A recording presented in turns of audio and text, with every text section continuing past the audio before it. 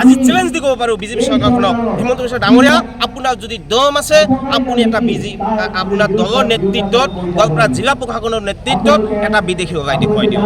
আমি এটা কথা ক'ব বিচাৰিছোঁ যে আমাৰ যি বিজেপি চৰকাৰৰ এগেইনষ্টত যে আমাৰ এজেণ্ডা, যে আমাৰ উচ্ছেদিত এৰিয়া মানুহখিনিক কোনো সংস্থাপন দিব লাগে। আৰু আজি আমি 6টা দাবীৰে আজিৰ আমাৰ এই জনসভা ফোন কৰা হৈছে আৰু তাত আমাৰ সকলো বাওঁপন্থী দলৰ গোৱালপাৰা যিমান আছে NCP, ৰাইজৰ দল, কংগ্ৰেছ, UDF আৰু BJP, AGP বাহিৰত আমি সকলো এক্টিভ দল সংগঠনে আমি যি জনসভা আয়োজন কৰা হৈছে। এটা কথা কম, আমাৰ এটাই দাবী, বিজেপি চৰকাৰে আমাৰ দাবী শুনক আৰু মানি লওক। যদি নহয় আমাৰ ইয়াৰ আন্দোলন দুগুণ হ'ব। উচ্ছেদিত মানুহখিনি পুনৰ সংস্থাপন দিব লাগে। উচ্ছেদিত যিখিনি ল'ৰা ছোৱালী আছে তেখেতসকলক পঢ়া শুনা কি হৈ আছে, তেখেতক গৰম বন্ধৰ পিছত তেখেতক স্কুল যাব পৰা নাই, স্কুলীয়া ছাত্ৰ ছাত্ৰী যিখিনি আছে তেখেতক স্কুল যাব পৰা নাই, সিহঁতক শিক্ষাত প্ৰদান কৰিব লাগে। আৰু যিখিনি মানে আজি ৰাস্তা কাষত এটা ইহঁত তাম্বুৰাত শুই আছে, সেইখিনি মানুহখিনিক মাটি দিব লাগে, যে য'ত কিন্তু ঘৰ সাজিব পাৰিব।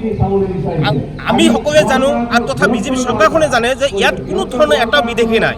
ইহঁতে সঁচাই মিছাই মানে মুছলিম দেখিলে মিয়া দেখিলে বিদেশী। এটা কথা আজি চ্যালেঞ্জ দি মানিব, আপনার চ্যালেঞ্জ, আপনি উচ্ছেদ কৰিছে আমি মানিবাম যে ঠিক আছে, আপুনি বিদেশীক উচ্ছেদ কৰিছে, আপুনি বাংলাদেশীক উচ্ছেদ কৰিছে, কিন্তু য'ত নি এটা বাংলাদেশী নাই, এগৰাকী বাংলাদেশী আপুনি বিচাৰি নোপোৱা ঠাইত আপুনি কিয় উচ্ছেদ কৰি আছে?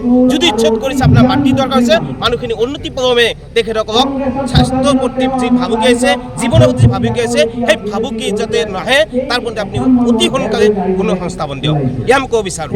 আৰু বিশেষকৈ ক'ব বিচাৰিছোঁ যে যিখিনি ল'ৰা ছোৱালী আজি স্কুলৰ শিক্ষা বঞ্চিত হৈছে, সেই ল'ৰা ছোৱালী কি দোষ আছিলে?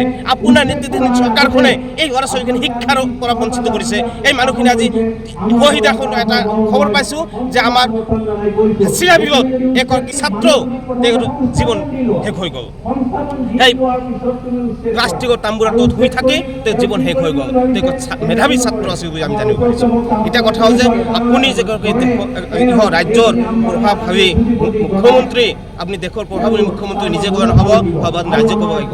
আপুনি আপোনাৰ যি মুখ্যমন্ত্ৰীৰ যি দায়িত্ব মৰ্যাদা, আপুনি যি সংবিধানৰ শপত খাই কৈছিলে যে আপুনি গোটেই অসমৰ জনসাধাৰণে আপুনি এইতে কাম কৰিব, সেই প্ৰত্যেকগৰাকী যি জনসংখ্যা আছে, যাৰ জাতি বৰ্ণ ধৰ্ম নাচায়, আপুনি প্ৰত্যেকগৰাকী ইহঁতক মানে নাগৰিকক আপুনি সংস্থাপন দিয়ক আৰু ইহঁতক মানৱতাৰ দৃষ্টিৰে চাওক, এইটো